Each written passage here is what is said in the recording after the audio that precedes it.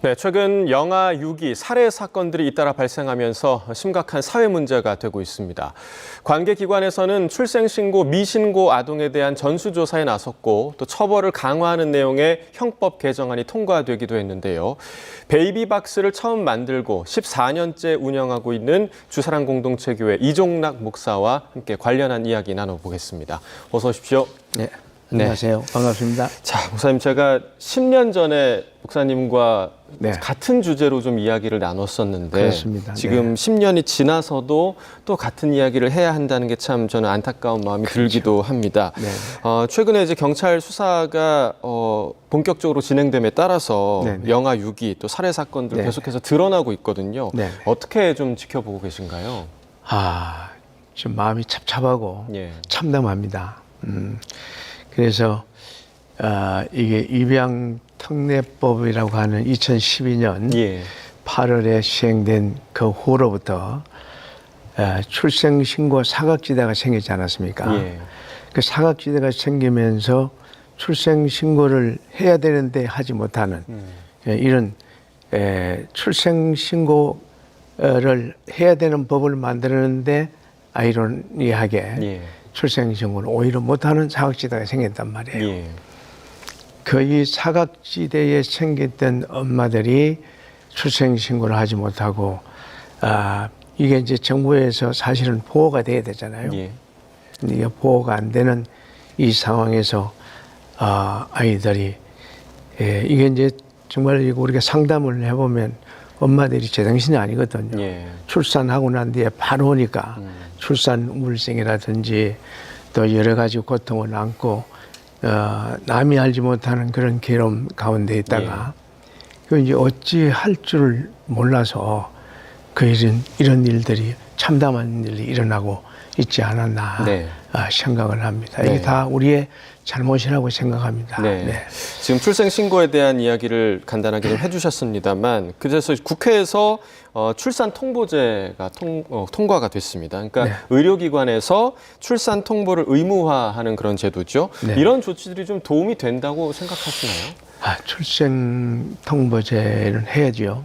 그 해야 되는데 출생 통보제는 너무 앞서갔다. 너무 이게 출생 통보제만 통과가 됐으면 시행이 되면 제2의 입양특례법이 된다. 있어 하지만 이게 이제 지금 기존에 출생신고를 하지 못하고 불이익을 당하는 그리고 굉장히 그 어려운 가운데 있는 죄송합니다. 어려운 가운데 있는 미혼 부모들 이걸 사각지대에 있는 이 부모들을 이게 이제 다 감싸고 난 뒤에 사랑의 법을 만들고 난 뒤에 이 법이 통과됐으면 그거는 됩니다. 그러나 이것을 그대로 방치를 해놓고 또 더 큰 처벌의 법이 되고 말았단 말이에요.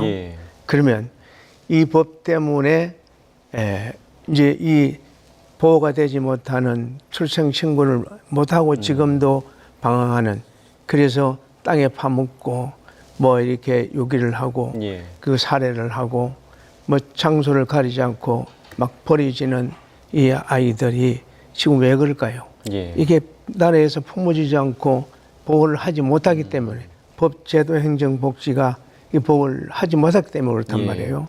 자, 그러면 이걸 해결하고 난 뒤에 그러고 난 뒤에 이제 출산 통보가 돼야 되죠. 근데 이거는 이제 놔두면 나중에 이분들이 병원에 가지를 못한단 말이에요. 병원에 가지 못하고 병원 밖 출산이 많아지겠죠. 그러면 병원 밖 출산이 많아지면 사건 사고가 더 많이 일어나겠죠. 엄청난 사건들이 많이 일어나겠죠. 그게 참 두렵습니다. 그러니까 출생통보제와 관련한 그런 우려를 지금 목사님도 똑같이 느끼고 계신 부분 같은데 그렇다면 그 산모들을 보호할 수 있는 법안, 보호출산제가 지금 통과가 안 됐는데 보호출산제가 그 대안이 될 수 있을 거라고 좀 생각을 하시나요? 그건 확실합니다. 그건 저희들이 만들었기 때문에 그렇습니다. 그 주사랑 공동체에서 지금 하고 있는 그 시스템을 그대로 법제화한 거거든요. 그래서 이 법을 만들 때는 이 미혼모들의 눈물을 알고 함께 울고 함께 이게 고통당했던 나로서 이대로 놔두면 도저히 안 되겠다.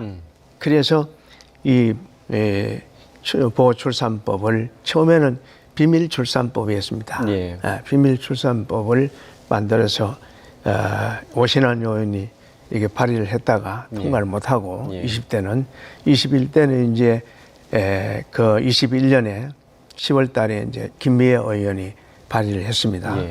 근데 이 법의 특징이 뭐냐 하면 이게 이제 해결입니다. 위기 임신서부터 출산까지 엄마를 안전하게 보호를 하고 출산을 안전하게 하는 겁니다. 안전하게 하는 거고, 그리고 엄마가 아이를 키우려고 할 때는 선지원 후행정이 됩니다. 그럼 지금은 선행정 후지원이죠. 그러면 이게 1개월에서 1개월 반 동안 걸리는 겁니다. 그러면 이게 급하게 출산한 엄마들이 아이를 키우려고 하면 아무것도 없으니까 이게 선지원이 되지 않고 한 달 반 동안 뭐 한 달 동안 아이를 안고 있을 수 없잖아요. 그래서 선지원 후행정으로 해서 바로 엄마가 키울 수 있도록 지원을 하자. 그래서 주거지 앞으로 이제 이게 해결되면 주거지까지도 LH를 통해서 이제 마련해서 아이를 양육할 수 있도록 하는 법이고, 엄마가 결격 사유가 있어서 엄마가 도저히 아이를 키울 수가 없으면 그러면 이제 가명 출생 신고를 하자. 가명 출생 신고를 하게 되면 이제 출생 신고된 아기들은 입양기관으로 갈 수가 있습니다. 입양기관으로 가서 안전하게 이제 양부모 밑에서 양육, 교육, 보호를 받을 수 있겠죠. 그리고 엄마가 1년 있다가 1년, 2년 있다가 찾겠다. 그러면 위탁 가정에 가서 양육을 했다가 다시 가정으로 돌아가는. 그리고 이 가명 출생 신고한 신고 기록은 아동 권리보장원에 이게 이제 보호가 되고, 나중에 엄마가 또 아기가 성인이 돼서 이제 찾고 잘 때 법원에서 신청을 해서 합의가 되었을 때 만나는, 요거 이제 인권이고 알 권리법입니다. 기록이 돼 있기 때문에. 그렇죠. 요거 이제 충족이 돼 있습니다. 이게 안 돼 있다고 자꾸 그러는데 충족이 돼 있습니다. 그리고 요건 이제 해결법이라고 생각을 합니다. 자, 보호출산제가 출생통보제보다 선행돼야 했다라고 지금 의견을 주셨는데, 그렇죠. 보호출산제에 대한 우려의 시선도 또 있거든요. 이렇게 되면 너무 무책임한 출산이 많아지는 거 아니냐, 이런 우려의 시선에 대해서는 좀 어떻게 생각을 하시나요? 무책임한 출산, 그 이제 출산이 무책임한 출산이 있겠습니까? 그리고 출산은 이제 뭐 사랑의 결과가 아니겠어요. 어쨌든 뭐 여러 가지가 있겠지만 나라에서는 출산된 무책임이건 어쨌든 출산된 생명은 나라에서 보호하는 것이 마땅하죠. 이거는 뭐 무책임한 출산이다 이렇게 뭐 이렇게 비난할 게 아니고, 오히려 미국처럼 중학교에서도 임산부색이 있고 중학교에도 수유실이 있지 않습니까? 그러니까 이거는 생명 존중, 생명 사랑, 생명 보호거든요. 이게 생명을 존중해야 우리나라는 특히 더 생명을 존중해서 생명이 풍성한 나라를 만들어야 되지 않겠어요? 그 태어난 생명에 대해서 무책임하다 뭐 이런 그거는 지금 출산 장려를 지금 하고 있는 나라인데 좀 고맙다고 생각해야 되지 않을까? 이렇게 생각을 합니다. 자, 지금 그 전수조사가 진행이 되고 있습니다. 출생신고, 미신고 아동에 대한 전수조사. 조금 뭐 민감한 질문이 될 수도 있겠습니다만, 그 출생 미신고 아동 2천여 명 가운데 절반가량이 베이비박스에 맡겨진 아이들로 밝혀졌습니다. 이 부분 좀 어떻게 좀 생각을 하시나요? 이게 이제 사실은 이 아이들이 이제 입양 특례법을 통해서 오갈 데가 없으니까 이게 뭐 급하니까 이제 막 별짓 다 한 거예요. 그러니까 자기 정신이 아니죠. 그래서 이 신고가 지금 이게 2,000명이나 되고, 이게 확인된 그 아이들이 지금 이제 그 한 60% 정도 확인이 된 것 같아요. 예. 그리고 지금 사망 아이들이 222명이라고 그렇게 돼 있고, 예. 그리고 이제 그 베이비박스를 통해서 일단은 돌아온 아이들은 다 확인이 됐습니다. 확인이 되고. 그런데 이게 이제 입양특례법의 결과하지 않습니까? 예. 그래서 이런 일이 앞으로 일어나서는 안 되겠다. 그래서 이게 우리나라 국민은 보호받을 권리가 있고 또 우리나라 나라에서 국민을 보호할 의무와 책임이 있는데 아직까지 이걸 잘 못하고 있습니다. 예. 그래서 이번 기회를 통해서 전수조사를 하시고 정말 장소를 가리지 않고 비참하게 죽어간 아이들이 참 많지 않습니까? 예. 이게 법, 제도, 행정, 복지의 문제이기도 하고 우리 어른들의 문화 문제이기도 하고 우리가 관심에 벗어나서 이 아이들이 혼자 내가 직접 당사자잖아요. 예? 그 엄마들을 만나고 그 엄마들과 함께 울고 함께 고통당하는 사람이니까 그 들어보면 정말 그럴 수밖에 없겠구나 하는 이 엄마들이 있습니다. 예. 이거는 이제 사실은 이게 조사에서 처벌 위주로 가면 안 됩니다. 이 조사를 해서 앞으로는 이런 아이들이 정말 밖에 버려져 죽어간 아이들이 없도록 최선을 다해서 보호하는 이런 대책을 세워야지. 엄마들을 지금 불안에 떨게 하고 엄마들이 지금 굉장히 자살하려고 하는 엄마들이 지금 전화가 오고 이혼된 엄마가 있습니다. 이번에 인사건으로.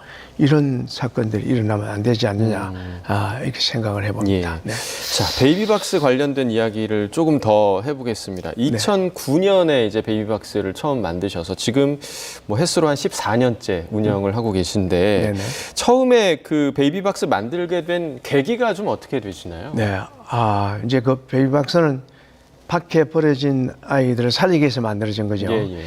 2007년에 우리 대문 앞에 그 3시쯤 전화가 왔습니다. 새벽 3시에 전화가 와서 도저히 키울 수가 없어서 대문 앞에 아이를 갖다 놨습니다.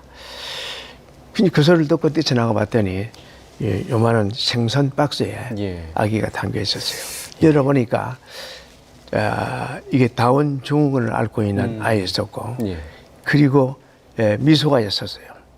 그리고 저체온이 와서 새파랗게 식어가는 아이였습니다. 그때 이제 봄인데 이 꽃샘 추위가 왔던 그래서 그 아이를 품에서 굉장히 참 충격을 받고 자칫 잘못하면 대문 앞에 아이들 사책업을 하게 되겠다 하는 생각이 들었고 그 이후에도 대문 앞에 또 갖다 놓고 주차장에도 갖다 놓고 옆집 주차장에도 갖다 놓고 또 저기 공중전화 박스 밑에도 갖다 놓고 여기저기 장소를 가리지 않고 갖다 놓은 아이들이 다 또 저와 우리 아내한테 우리 가족이 다 된 거예요. 그래서 이 아이들을 놔두면 안 되겠다. 안전하게 갖다 놓을 수 있는 장소를 만들어야 되겠다. 그래서 이 체코에서 베이비박스를 한다는 그 외신 보도를 보고 그걸 착안해가지고 2009년 12월에 만들었습니다. 이제 인큐베이터를 응용을 해서 그렇게 만들었습니다. 결코 쉽지 않은 일을 참 오랫동안 지금 계속 해오고 계신데 이 베이비박스 시스템에 대해서 궁금하신 분들도 있으실 것 같아요. 이곳 아이들은 좀 어떻게 그 베이비박스에 이제 오게 되면 어떻게 지내게 되나요? 그곳에서? 네, 베이비박스에 오게 되면 이제 문을 열게 되면 소리가 납니다. 그래서 안에서 우리 보육 선생님들이 5초에서 10초 안에 바로 안전하게 보호를 합니다. 그리고 아이를 확인을 하죠. 이제 아이 상태가 어떤가, 또 아니면 학대가 있는 자국이 있나, 그리고 배꼽은 어떻게 됐나, 이런 상세하게 이제 확인을 하고 사진을 찍고, 그리고 이제 112에 신고를 합니다. 112에 신고를 하면 지구대에서 오죠. 그리고 확인을 하고, 그리고 이 구청에서 3, 4일, 2, 3일 이렇게 있다가 데리고 가가지고 이제 종합병원에 가서 종합검진을 하고 건강한 아이는 이제 영아 일시 보호소에 가고 이 장애가 있으면 그 아이는 시설로 가게 되는 걸로 알고 있습니다. 이제 일단 영아 일시 보호소에 갔다가 보육원으로 가는 그런 시스템으로 되어 있습니다. 여러 아이들을 보셨겠지만 또 여러 사연들이 있을 걸로 생각이 되는데 어떤 사연이 좀 가장 기억에 남으시나요? 많죠. 굉장히 많은데 제주도에서 16시간 걸려서 옵니다. 중학교 2학년이에요. 그 16시간 걸려서 왔는데 이 아이가 먹지도 않고 한번 앉아서 일어서지도 않고 그렇게 아이를 안고 왔는데 아이가 울고 하니까 앞에 앉은 그 아주머니가 우유를 이제 수유를 해주고 그렇게 해서 이제 데려왔는데 그 아이가 아이를 주면서 팍 쓰러져요. 아이만 주고 이제 쓰러졌는데 그런 아주 참 안타까운 눈물이 정말 많이 흘렀습니다. 그리고 어떤 아이는 3층에서 아이를 던지고 5층에서 자살하려고 했던 이런 엄마가 그 시간에 TV를 친구가 보고 바로 전화를 해서 신발도 안 신고 택시 타고 오는 거예요. 아이를 친구 자취방에서 출산을 하고 이렇게 죽이려고 막 이렇게 눌렸어요. 그러니까 안 죽더랍니다. 그래서 이 시퍼를 멍이 들어가지고 온 아이. 버렸다가 20분 만에 가보니까 새파랗게 죽어가는 아이. 이런 아이 데려오고 충격적인 거는 수업 시간에 진통이 와가지고 화장실 간다고 그러고 이제 갔는데 그 학교 뒷산에 올라갔어요. 그래서 그걸 헛을 파가지고 크게다가 출산을 했는데 파묻으려고. 그 출산을 해가지고 좀 파묻는데 아이가 울어서 그 우는 소리를 듣고 아이를 데려오는 이런 참 사건들이 많죠. 정말 그 참담한 그런 사연들을 많이 접하셨을 것 같은데 저희가 시간 관계상 더 다양한 이야기를 듣지 못하는 좀 안타까움이 좀 있습니다. 마지막으로 목사님은 그 미혼모에게 책임을 전가하는 문화가 문제다 이런 생각을 강하게 갖고 계신데 사회적 인식이 좀 어떻게 바뀌어야 한다고 생각을 하시나요? 그 미혼모가 이제 아기를 출산하는 우리나라 문화는 참 이게 요즘 세대로 말하면 꼰대 문화라는 거죠. 그러니까 어머니 아버지도 인정을 안 해요. 그리고 이게 손가락질부터 먼저 하는. 그리고 냉대받고 소외당하고 그리고 따돌림 당하고. 그래서 이게 미혼모라 그러면 이 사회에 적응이 좀 힘들죠. 따가운 시선 때문에. 그래서 참 그 보호를 받아야 될 엄마들이 보호를 받지 못하는 이런 법, 제도, 행정, 문화 이게 이제 타파돼야 됩니다. 생명 경시가 타파돼야 되고요. 엄마들을 보호할 수 있는 철저하게 보호하는 이런 시스템이 돼야 됩니다. 그래야 생명을 존중하고 생명을 보호하고 생명을 사랑하고 생명이 축복받고 사랑받는 나라. 그래야 생명이 풍성하지 않겠습니까? 그래서 생명을 보호하고 있는 엄마를 보호를 해야 아이를 보호하지 않겠습니까? 그러니까 이런 법제도 행정 또 문화가 빨리 정착이 돼야 되지 않겠나 하는 이런 생각을 간절히 가져봅니다. 알겠습니다. 오늘 여기까지 듣도록 하겠습니다. 출생신고, 미신고 아동 그리고 관련 제도와 관련해서 주사랑 공동체교회 이종락 목사와 이야기 나눠봤습니다. 오늘 고맙습니다. 감사합니다. 감사합니다.